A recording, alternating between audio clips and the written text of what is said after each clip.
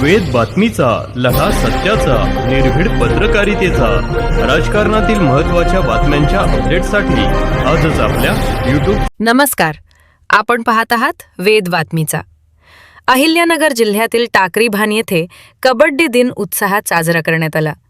यानिमित्त आझाद क्रीडा मंडळाच्या वतीने मुलींना क्रीडा साहित्याचे किट वाटप करण्यात आले. यावेळी मुलींनी क्रीडा क्षेत्रात मोठ्या प्रमाणात पुढे यावे असे आवाहन सौ आरतीताई गाढे यांनी केले.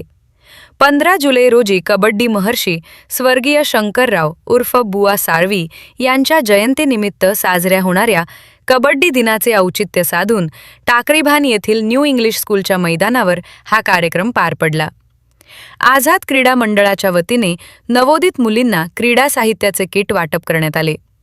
यावेळी बोलताना सौ आरतीताई गाढे यांनी क्रीडा क्षेत्रात मुलींनाही करिअरच्या मोठ्या संधी उपलब्ध असून सातत्यपूर्ण मेहनतीने राष्ट्रीय आणि आंतरराष्ट्रीय स्तरावर यश मिळविता येते असे सांगितले.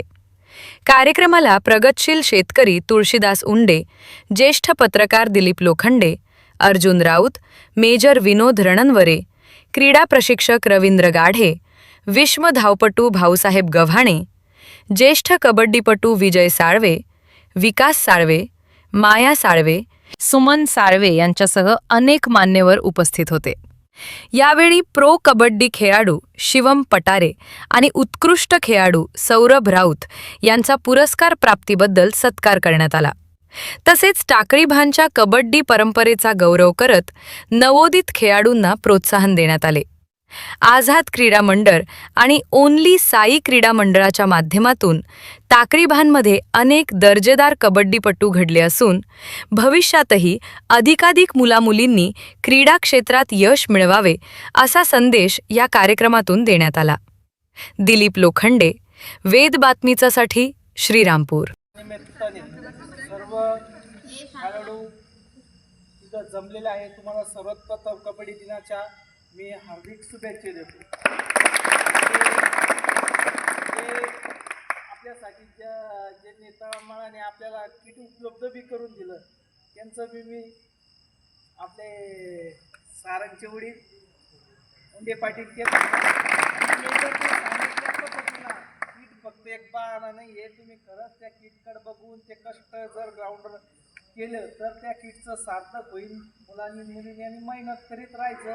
नुसतं तेव्हा टाईमपास करायचं नाही, यायचं जायचं हे काय असं काही करू नका. बोलण्यासारखं नाही पण हे काय दुसरं म्हणणं वैयक्तिक असतं. मग माझ्या भाषेत तुम्हाला सांगा, खरंच कष्ट करा, खेळ वाढवा, गावाचा खेळ वाढवा, देशाचा खेळ वाढवा. खेळामध्ये 100% नोकरी आहे. जर तुम्ही 5% बसलं तुम्हाला 100% नोकरी मिळते. कष्ट केल्यानंतर 100% नोकरी.